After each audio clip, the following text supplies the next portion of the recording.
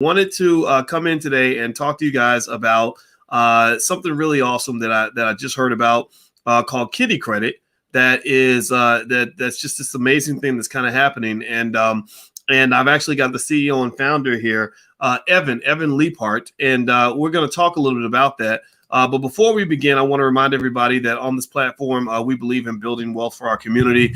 We believe in putting our community first. We believe in solving our own problems. We believe in building for our children. And if you agree with that philosophy, put a hashtag B and the number one in the chat, hashtag B1. That's our calling card. That's what we believe in. That's who we are. And hello, Raphael and Jay Will and Kiva and YK Mitchell. I see you in there, and Tanya, good to see you. Good to see you. All right, so let's jump in. Let's get it started. Hit the thumbs up button, everybody. All right, so Evan Leapart, founder of Kitty Credit. All right, so tell us, Evan, what exactly is Kitty Credit? Yes, sir. First off, appreciate you having me on here, Dr. Watkins. It's always a pleasure. Truly love what you do. Kitty Credit, in short, is a chore tracking app that teaches kids about credit, where the premise of the app is the better a kid does their chores, the better their credit score. Okay. That sounds pretty simple. It sounds like a nice one of those simple ideas that ends up being worth like billions of dollars later.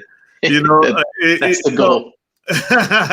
So Kitty. Okay, so in this app, kids are able to get a credit score by doing their chores. Mm-hmm. So it's a simplified version of FICO. So think instead of 300 to 850, it's from 0 to 100. And the way your score is affected is based on how you do your chores. So think of a missed chore like a missed payment. The longer you've had a chore, like the longer you've had a credit card. And anytime a kid asks for something, hey, mom, can I get this? Hey, dad, can I get this? Hey, auntie, can I get this? You know, it's like an inquiry, right? So we're trying to teach them the mechanics of how credit is calculated based on, how well they do their assigned tasks, chores, activities, and just solid habit forming. Interesting. Okay, so Black King mentions that you put me up on so much game. Thank you, brother. Well, you are welcome. I'm glad you're here. So let's put you out. We're gonna put you up on some more game here, by asking you guys a question. Bad, or let's use the word bad or good. Would you say that most of the friends and family that you know have good credit or bad credit? Yeah, let's go in the good and bad categories and include yourself if you want to. What would you say? Would you say that that most of your loved ones and friends have good credit or bad credit? I want to see if the stats have changed. I need to do a formal survey. Okay, so Belinda says bad, Ricky bad, Jeremy bad, Lindsay bad. Okay, so bad is 4-0 right now. It sounds like a Michael Jackson song. I'm bad. And I'm gonna tell you, Yolanda bad. Okay, all right, Stevie bad. Okay, so y'all got some bad. Y'all's relatives are struggling. Okay, all right, fine. Okay, no shame here. This is the no shame zone. So now I want you to let's do a confession. Let's come to the financial church.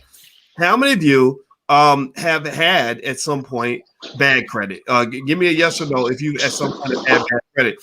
I'm gonna raise both hands. My credit's not as perfect as Alicia's. Alicia has always bragged about having my wife. I just married her, Dr. Alicia Watkins. I'm going to call her Dr. Watkins now because I'm excited. And congratulations. Thanks, man. I appreciate that. And so when we got together, there was a conversation about blending finances. And that was one thing she said. She said, my credit score is 850, and I expect it to always stay that way, right? Now, I had a 7-something. It wasn't as good as hers, but it was solid, right? It's good enough to get things done. And so maybe over time, you start off in a tough position, but you can improve over time. So why do you think it's important, Evan, for children to be educated early on the importance of credit scores? Why do you think that matters, just based on your own perception and research? Yep. It's a good question. I mean, for us, we feel that habits are really what make up, a lot of our financial decisions, Mm-hmm. So if sometimes we might understand how finance works, but if we start it too late, it's not necessarily it. You're still going to have those bad habits, right? So if we're understanding that, look, I made sure that I made my bed on time. I made sure that I made my car payments on time. So it's really just trying to create this parallel universe between solid habits and then the mechanics of a credit score. And when you look at it, credit, if you end up making a mistake on your credit, it can take 7 to 10 years to really reverse that. So, why put somebody through the ringer where they have to mess it up and then understand how it works? For me, that was how it worked for me. I messed up my credit, and then it was essentially trial and error to understand what made up a good credit score. So we just felt that we should start the conversation earlier. And what we realized too is in the process of doing that, kids are learning about how credit is calculated, right? But more importantly, parents are also understanding too how credit works. 4 out of every 10 Americans don't understand how their score is calculated, and 2 out of every 3 adult Americans can't pass a basic financial literacy test. And when it comes to what we would consider credit challenged adult Americans, there's over 91 million of us. So it's definitely an issue, and we need to start it earlier versus later. Well, that's a great point. And actually, before I move on, I want everybody to know I'm talking to Evan Leapart, who is the founder of Kitty Credit, CEO and founder. His website is kittycredit.com. That's credit is spelled with a K. And also, if you guys could take 1 second, please, and hit the thumbs up button, hit the thumbs up, share, subscribe button if you haven't done it yet. And so let me, kind of mention this too. When you talk about, you said something that was really interesting. You said most Americans can't pass a basic financial literacy test. And that's a big deal because you didn't say, most Black Americans, right? You said Americans, period. And that's an important point for people to know. I know that as Black people, when we start to become more conscious of our financial situation, sometimes we can slip into the habit of beating ourselves up, again, saying, oh, we're so bad at this. We're terrible at that. We're terrible at this. And the thing is, you don't want to go too far down that slope because you're part of a country where financial responsibility is just not, a deeply embedded value across the board.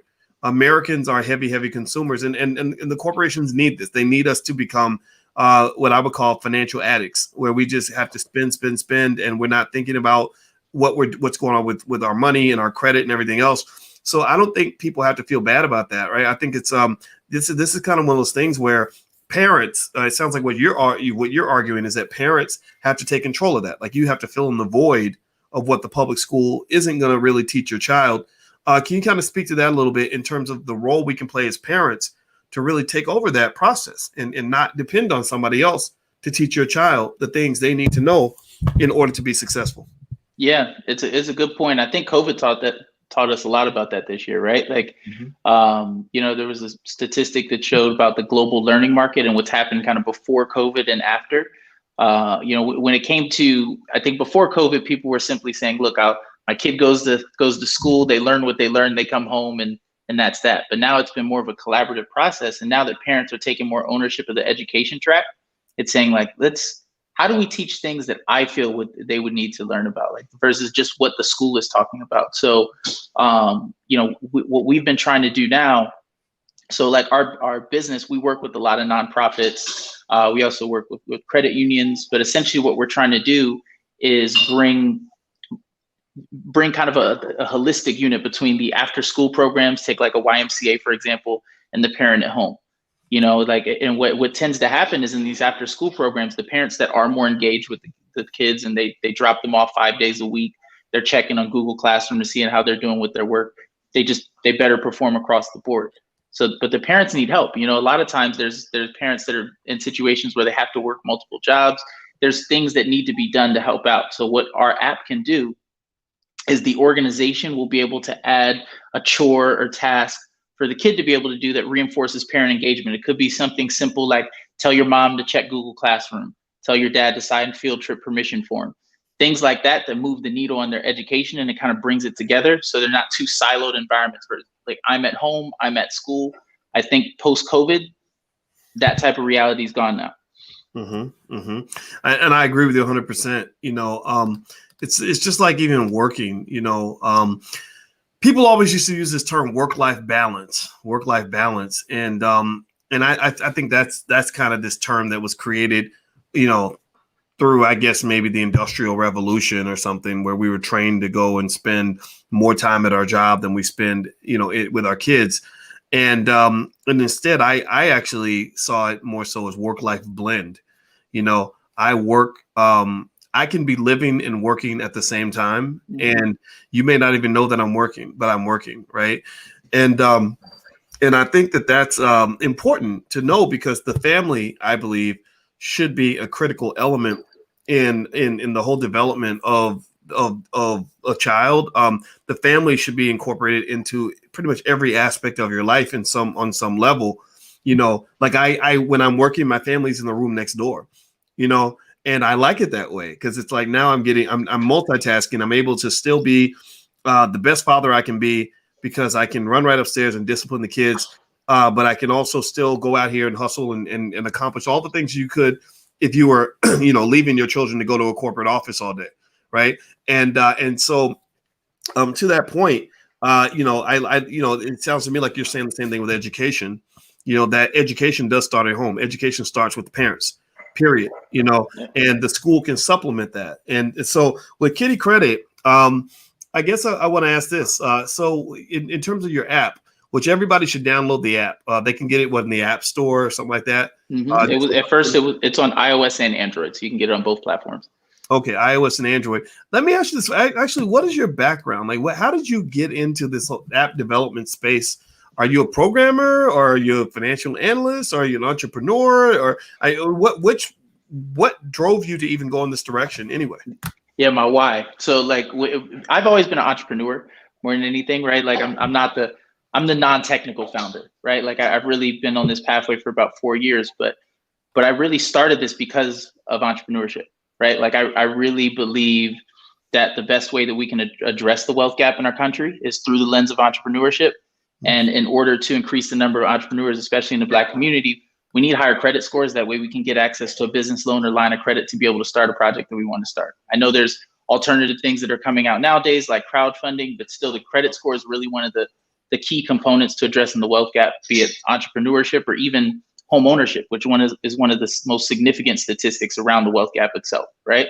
So taking that conversation, it was like, what could we do to really change the conversation about credit so you understand it before you need access to it, and do it so it's not just one class in 7th or 8th grade, it's something that you instinctively understand over time. And that was where I created the correlation between a fake credit score and chores. But the idea was in my head for about a decade. I had no idea how to make an app, right? I was more so, my entrepreneurial endeavors were more so mom and pop type. I had a cleaning business, auto transport business. But it wasn't until about 4 years ago that I really started to take this project seriously. I was like, I've been mentoring kids for quite some time. My credit score was in a decent space to where I had a large enough credit limit to really kind of go for broke with it. And I did that, right? Like, so I started making the wireframes, built it out. And just along the way, we've really had, some strong validation around what we're doing. We have Equifax as a partner, large nonprofits as clients, people I've always looked up to, like Dr. Watkins, hearing about our project. So it's been a fun ride, but it really just started from the lens of entrepreneurship. Like, how can I feel that we can address the wealth gap most significantly through entrepreneurship, but to start that and do something at scale, it's got to start with credit scores. So let's teach about credit before you even need to have access to it. Well, I'll tell you what, the reason that we're talking, is that when you do good work, like the people that you look up to eventually start looking up to you. They start looking and seeing what you're doing. And I saw you and I met at an Equifax event. It was like, I think for Black History Month. Yep. And I was really impressed with it, man. I thought that it was great. And I love the idea of just sprinkling a culture of economic success, at an early age, giving people options so that if things don't work out for you, you can't say it's not because, no one offered you a different route, like that it was never presented to you. Because a lot of us maybe grew up, think about it. I mean, I know when I grew up, I didn't have anything that I saw that was even giving me the option of being economically intelligent. I think if someone had offered a class on how to invest in the stock market when I was 12, I would have taken that class. I would have been happy to be a part of that. Absolutely. Right? I just didn't even know that stuff was out there at all. Right. And then by the time you learn that it's out there, you see it like, okay, well, that's for somebody else. That's for those people.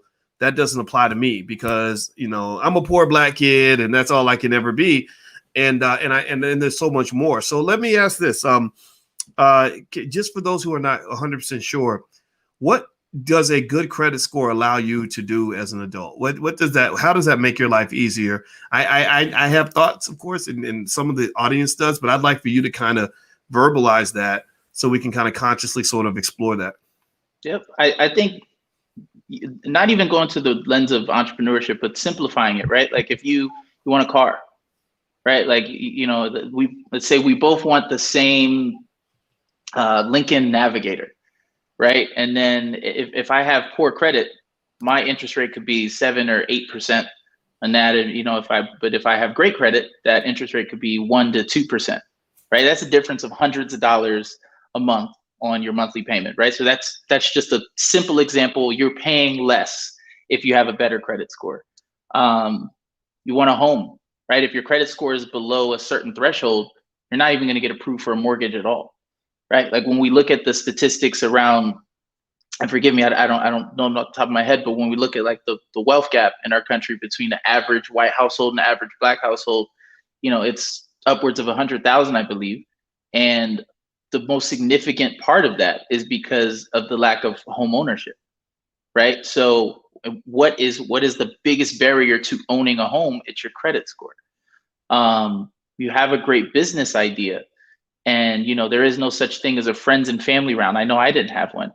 I did crowdfunding, but it wasn't necessarily, prior to that being available, there's people like, oh, I had nothing. I started with $1 million loan from family and I got it. Like that's not necessarily the case for a lot of people. But good credit, you have a shop that you want to open, it will provide you access to that.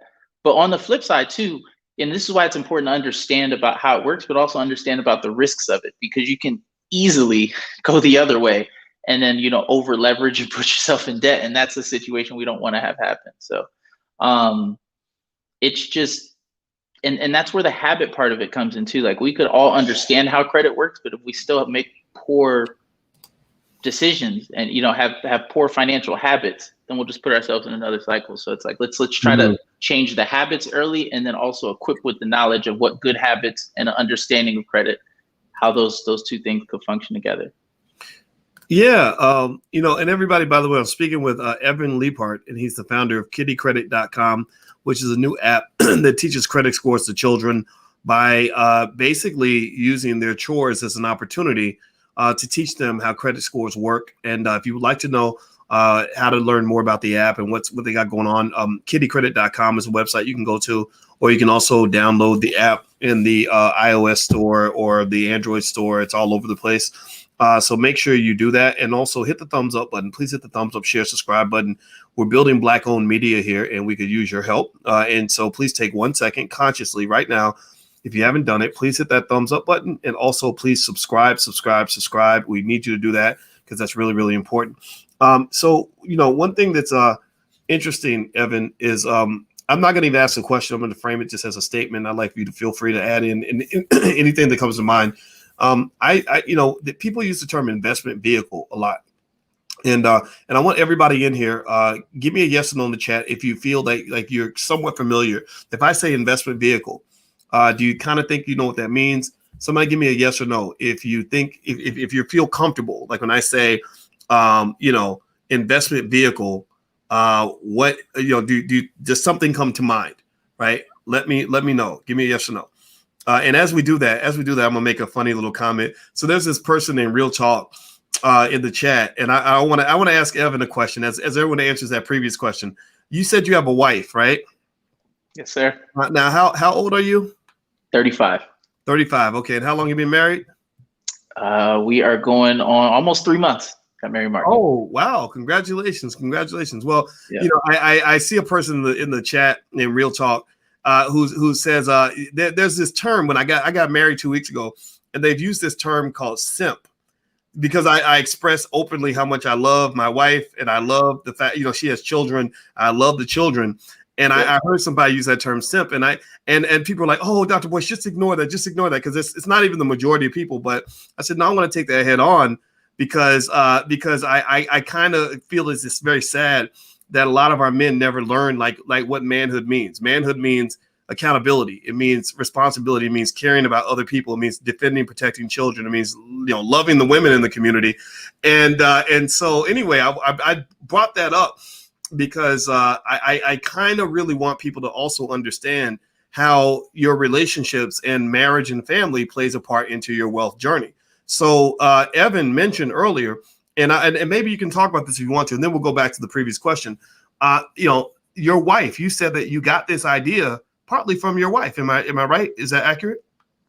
Well, no, that I had the concept before then, because we have known each other for quite some time, but Kitty Credit was in my head around like 2010.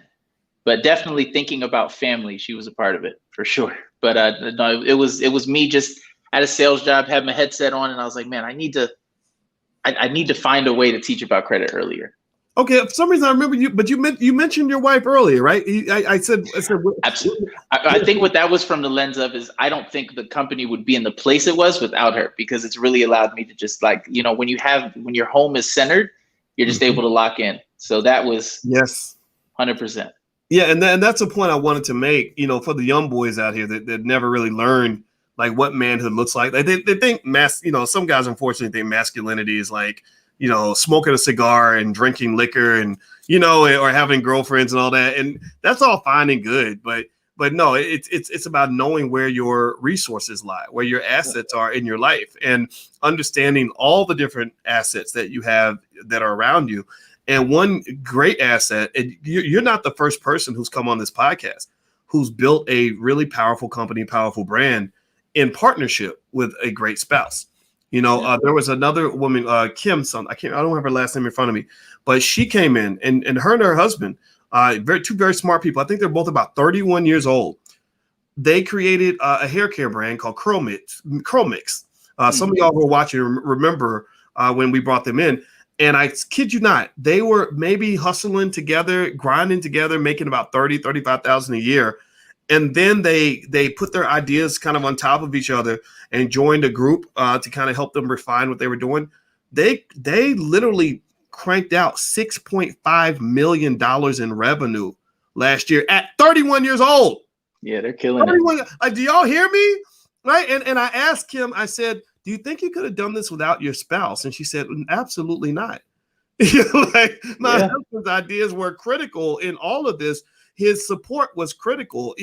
All that, so a lot of the people that will look at a guy like you and say, oh, you're 35 and you're married and you're such a simp. What's wrong with you? Those are the guys that are still struggling, that aren't doing well. Maybe they're, stuck in child support court paying all these babies' mamas or whatever, right? Because they've been given the wrong model of manhood in terms of. So I had to really pivot on that point a little bit so that people will know that this is not just a matter of X's and O's of making money. That's important, but it's about culture. It's about family. It's about all the areas that are going to affect your ability to be the most productive human being you can be.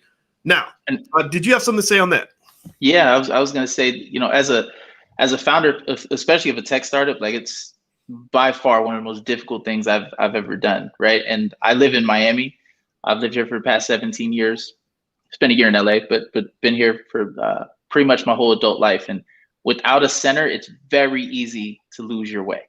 And just being able to lock in and have a goal and just like be centered and have tunnel vision and somebody that supports the entire journey, because it's rough, like there's no on and off switch. It's not a 9 to 5. If it's a 9 to 5, it's from 9 a.m. to 5 a.m. So just understanding that you need somebody in your corner for that. And it really helps. I mean, it's been night and day. The productivity of the company. And I think everybody on the team too would be able to attest to that as well. So yeah. So let's go back to investment vehicle. Those of you who watch me, y'all know my ADHD will kick in every now and then. I'll start going in a different direction, but I always bring it back.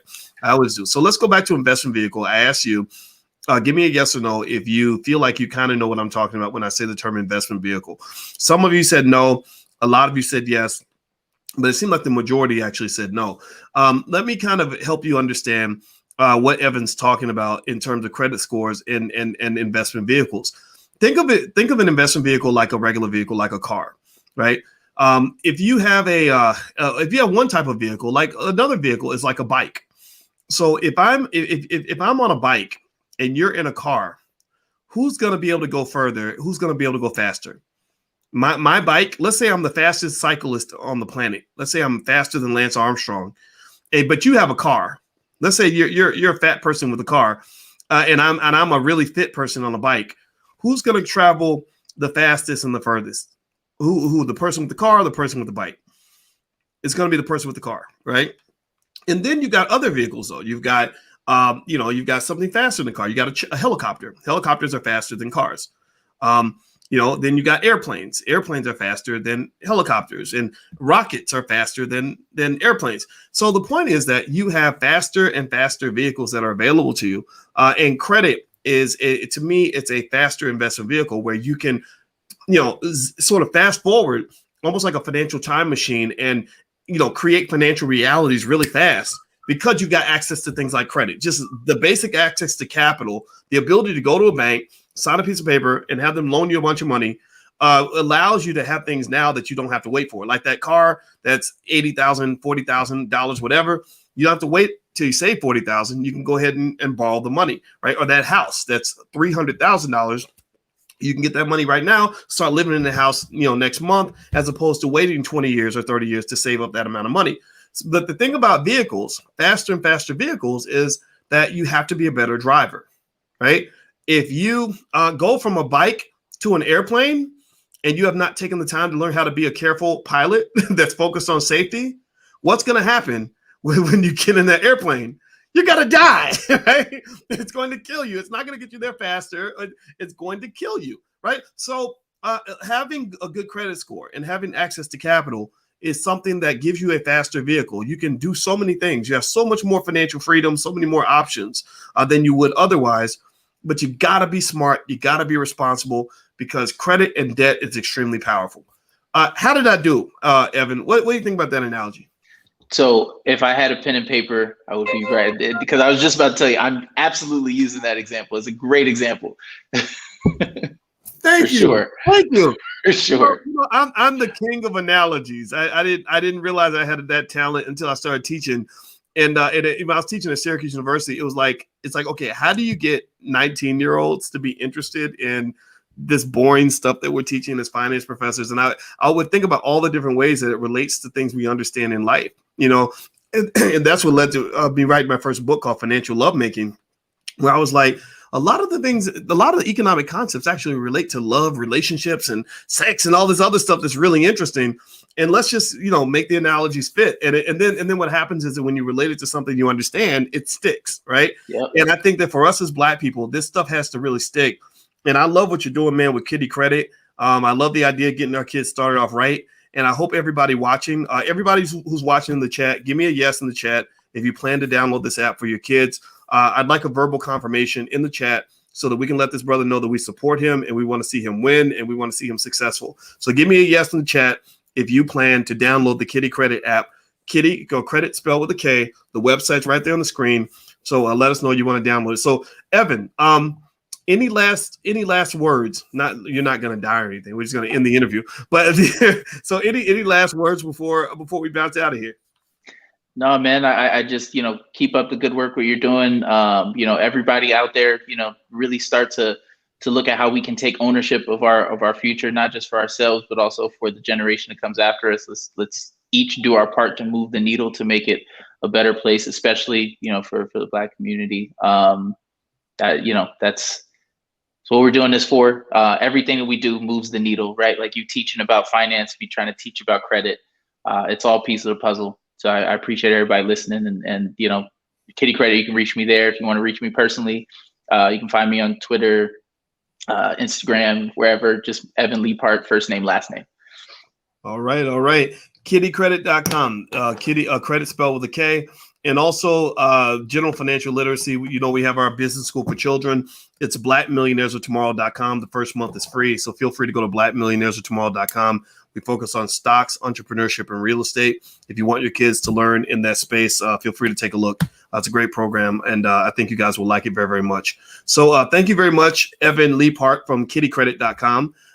Please, everybody, give my brother a digital thank you and a digital round of applause for his extraordinary work, and also to his lovely wife and his family for backing him up on this. Being an entrepreneur is hard. A lot of you in here understand that.